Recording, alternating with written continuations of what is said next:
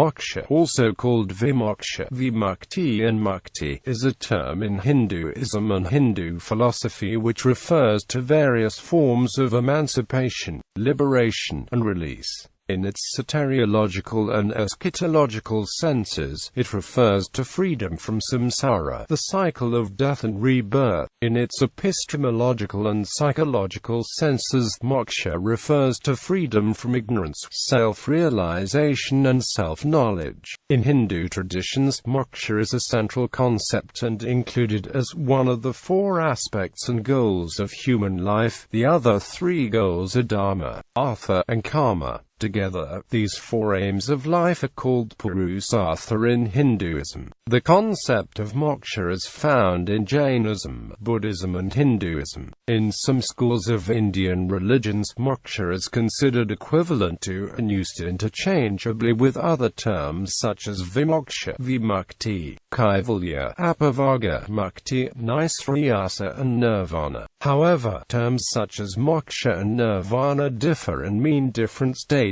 between various schools of Hinduism, Buddhism and Jainism. The term nirvana is more common in Buddhism, while moksha is more prevalent in Hinduism. Etymology: moksha is derived from the root Sanskrit mukti, which means free, let go, release, liberate. In Vedas and early Upanishads, the word Sanskrit mukti appears, which means to be set free, a release, such as of a horse from its harness.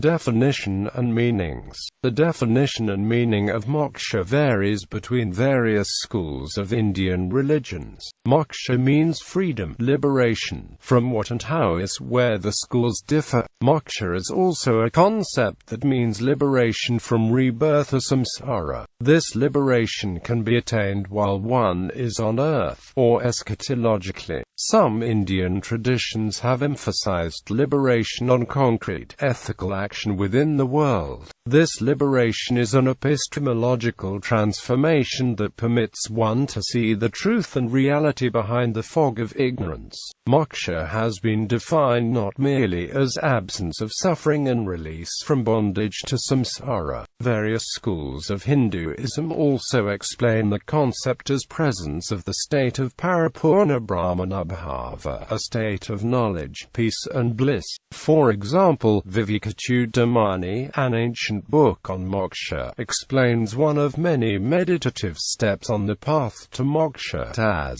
moksha. In eschatological sense, moksha is a concept associated with saṃsāra. Saṃsāra originated with new religious movements in the first millennium BCE. These new movements such as Buddhism, Jainism and new schools within Hinduism saw human life as bondage to a repeated process of rebirth. This bondage to repeated rebirth and life, each life subject to injury, disease and aging, was seen as a cycle of suffering. By release from this cycle, the suffering involved in this cycle also ended. This release was called moksha, nirvana, kaivalya, mukti and other terms in various Indian religious traditions. Eschatological ideas evolved in Hinduism. In earliest Vedic literature, heaven and hell sufficed soteriological curiosities. Over time, the ancient scholars observed that people vary in the quality of virtuous or sinful life they lead, and began questioning how differences in each person's punya or papas human beings affected their afterlife. This question led to the conception of an afterlife where the person stayed in heaven or hell in proportion to the merit or demerit, then returned to earth and were reborn, the cycle continuing indefinitely. The rebirth idea ultimately flowered into the ideas of saṃsāra, or transmigration, where one's balance sheet of karma determined one's rebirth. Along with this idea of saṃsāra, the ancient scholars developed the concept of moksha as a state that released a person from the saṃsāra cycle. Moksha release in eschatological sense in these ancient literature of Hinduism, suggests Van Buitenen, comes from self-knowledge and consciousness of oneness of Supreme Soul. Moksha in epistemological and psychological sense. The meaning of moksha in epistemological and psychological sense has been variously explained by scholars. For example, according to Deutscher, moksha is transcendental consciousness, the perfect state of being, of self-realization, of freedom and of realizing the whole universe as the self. Moksha in Hinduism, suggests Klaus Klostermaier, implies a setting free of hitherto fettered faculties, a removing of obstacles to an unrestricted life, permitting a person to be more truly a person in the full sense. The concept presumes an unused human potential of creativity, compassion and understanding which had been blocked and shut out. Moksha is more than liberation from life rebirth cycle of suffering. Vedantic schools separates this into two, jivan mukti and vimukti. Moksha in this life includes psychological liberation from adhyasa and avidya. Moksha is a state of perfection. Moksha is, in many schools of Hinduism, according to Daniel Ingalls, a state of perfection. The concept was seen as a natural goal beyond dharma. Moksha, in the epics and ancient literature of Hinduism, is seen as achievable by the same techniques necessary to practice dharma. Self-discipline is the path to dharma. Moksha is self-discipline that is so perfect that it becomes unconscious, second nature. Dharma is thus a means to moksha. Samya school of Hinduism, for example, suggests one of the paths to moksha is to magnify one's sattvam. To magnify one's sattvam, one must develop oneself where one's sattvam becomes one's instinctive nature. Dharma and moksha were thus understood by many schools of Hinduism as 2 points of a single journey of life, a journey for which the viaticum was discipline and self-training. Over time, these ideas about moksha were challenged. Nagarjuna's challenge, dharma and moksha, suggested Nagarjuna in the 2nd century, cannot be goals on the same journey. He pointed to the differences between the world we live in and the freedom implied in the concept of moksha. They are so different that dharma and moksha could not be intellectually related. Dharma requires worldly thought, moksha is unworldly understanding, a state of bliss. How can the worldly thought process lead to unworldly understanding? Asked Nagarjuna. Karl Popper explains the answer to this challenge as one of context and framework, the emergence of broader general principles of understanding from thought processes that are limited in one framework. Adi Shankara's challenge. Adi Shankara in 8th century AD, like Nagarjuna earlier, examined the difference between the world one lives in and moksha, a state of freedom and release one hopes for. Unlike Nagarjuna, Shankara considers the characteristics between the two. The world one lives in requires action as well as thought. Our world, he suggests, is impossible without vyavahara. The world is interconnected. One object works on another. Input is transformed into output. Change is continuous and everywhere. Moksha, suggests Shankara, is that final perfect, blissful state where there can be no change, where there can be no plurality of states. It has to be a state of thought and consciousness that excludes action. How can action-oriented techniques by which we attain the first 3 goals of man be useful to attain the last goal, namely moksha? Scholars suggest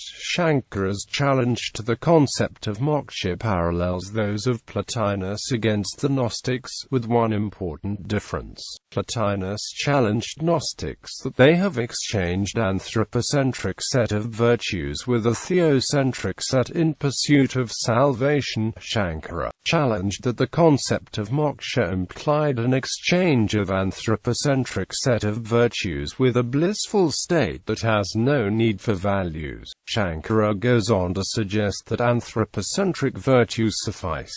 Vaishnava's challenge. Vaishnavism is one of the Bhakti schools of Hinduism and devoted to the worship of God, that sings his name, anoints his image or idol, and has many sub-schools.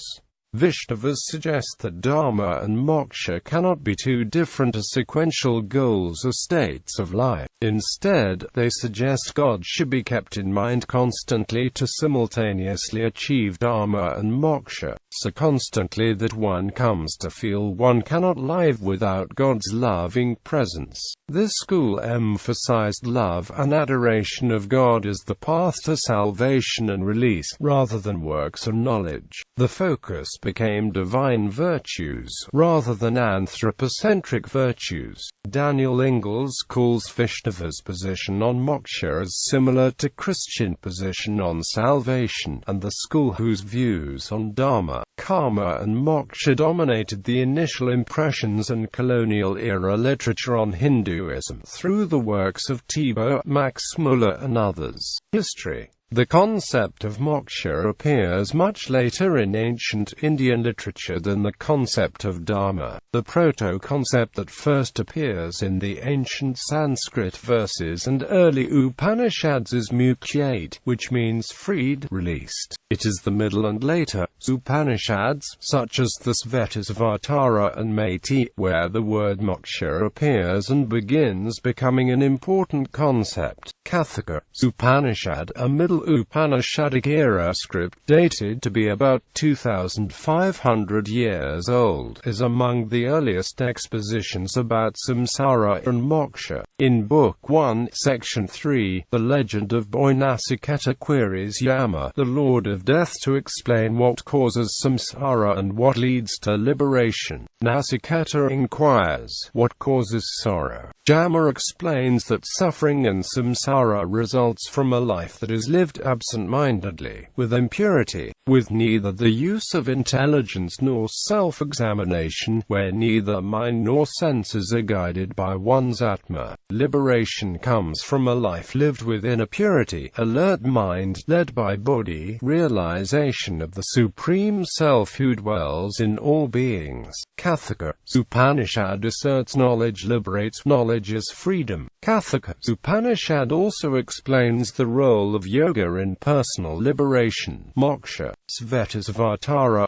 Upanishad, another Middle-era Upanishad written after Kathaka Upanishad, begins with questions such as why is man born? What is the primal cause behind the universe? What causes joy and sorrow in life? It then examines the various theories that were then existing about saṃsāra and release from bondage. Svetasvatara claims bondage results from ignorance, illusion and delusion. Deliverance comes from knowledge. The Supreme Being dwells in every being. He is the primal cause. He is the eternal law. He is the essence of everything. He is nature. He is not a separate entity. Liberation comes to those who know Supreme Being is present as the universal spirit and principle, just as they know butter is present in milk. Such realization, claims Svetasvatara, come from self-knowledge and self-discipline, and this knowledge and realization is liberation from transmigration. The final goal of the Upanishad, starting with the Middle Upanishad era, moksha, or equivalent terms such as mukti and kaivalya, is a major theme in many Upanishads.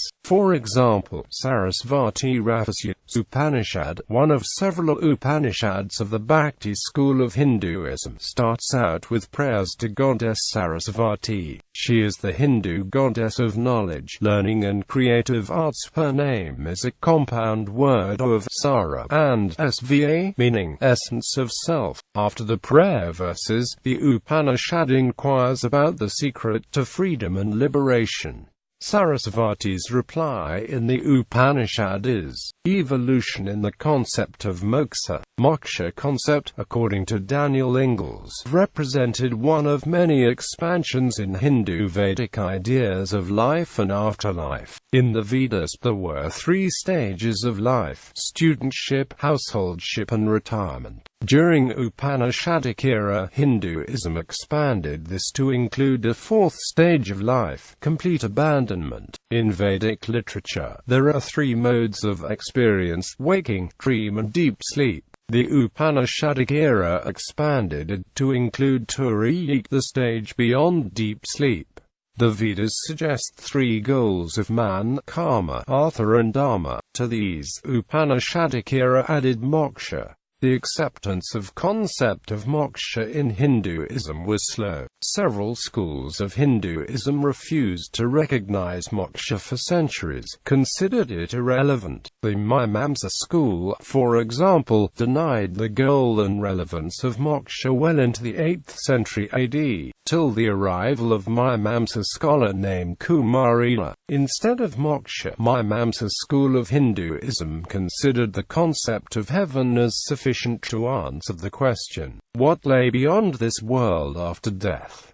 Other schools of Hinduism, over time, accepted the moksha concept and refined it over time. It is unclear when core ideas of saṃsāra and moksha were developed in ancient India. Patrick Olivelle suggests these ideas likely originated with new religious movements in the first millennium BCE. Mukti and moksha ideas, suggests J.A.B. Van Buitenen, seem traceable to yogis in Hinduism with long hair who chose to live on the fringes of society, given to self-induced states of intoxication and ecstasy, possibly accepted as medicine men and sadhus by the ancient Indian society. Moksha to these early concept developers was the abandonment of the established order, not in favor of anarchy, but in favor of self-realization, to achieve release from this world. In its historical development, the concept of moksha appears in three forms: Vedic, yogic and bhakti forms. In Vedic period, moksha was ritualistic. Moksha was claimed to result from properly completed rituals such as those before Agni, the fire deity. The significance of these rituals was to reproduce and recite the cosmic creation event described in the Vedas. The description of knowledge on different levels, adhilakam, adibhutam, adiyajnam, adhyatmam, helped the individual transcend to moksha. Knowledge was the means, the ritual its application. By middle to late Upanishadic period, the emphasis shifted to knowledge, and ritual activities were considered irrelevant to attainment of moksha. Yogic moksha replaced Vedic rituals with personal development and meditation, with hierarchical creation of the ultimate knowledge in self as the path to moksha. Yogic moksha principles were accepted in many other schools of Hinduism, albeit with differences. For example, Adi Shankara in his book on moksha suggests, Bhakti moksha created the third historical path, where neither rituals nor meditative self-development were the way. Rather it was inspired by constant love and contemplation of God, where over time results a perfect union with God. Some Bhakti schools evolved their ideas where God became the means and the end, transcending moksha. The fruit of Bhakti is Bhakti itself. In the history of Indian religious traditions, additional ideas and paths to moksha beyond these three appeared over time. Moksha, nirvana and kaivalya. The words moksha, nirvana and kaivalya are sometimes used synonymously, because they all refer to the state that liberates a person from all causes of sorrow and suffering. However, in modern-era literature, these concepts have different premises in different religions. Nirvana, a concept common in Buddhism, is a state of realization that there is no self and emptiness, while moksha, a concept common in many schools of Hinduism, is acceptance of self-realization of liberating knowledge, the consciousness of oneness with Brahman, all existence, and understanding the whole universe as the self. Nirvana starts with the premise that there is no self. Moksha, on the other hand, starts with the premise that everything is the self. There is no consciousness in the state of nirvana, but everything is one unified consciousness in the state of moksha. Kaivalya, a concept akin to moksha rather than nirvana, is found in some schools of Hinduism such as the Yoga school. Kaivalya is the realization of aloofness with liberating knowledge of one's self and union with the spiritual universe. For example, Patanjali's Yoga Sutra suggests, nirvana and moksha in all traditions represents a state of being in ultimate reality and perfection, but described in a very different way. Some scholars, states Jayutilaki, assert that the nirvana of Buddhism is same as the Brahman in Hinduism. A view other scholars and he disagree with. Buddhism rejects the idea of Brahman, and the metaphysical ideas about soul are also rejected by Buddhism, while those ideas are essential to moksha in Hinduism. In Buddhism, nirvana is blowing out or extinction. In Hinduism, moksha is identity or oneness with Brahman. Realization of anatta is essential to Buddhist nirvana. Realization of Atman is essential to Hindu moksha.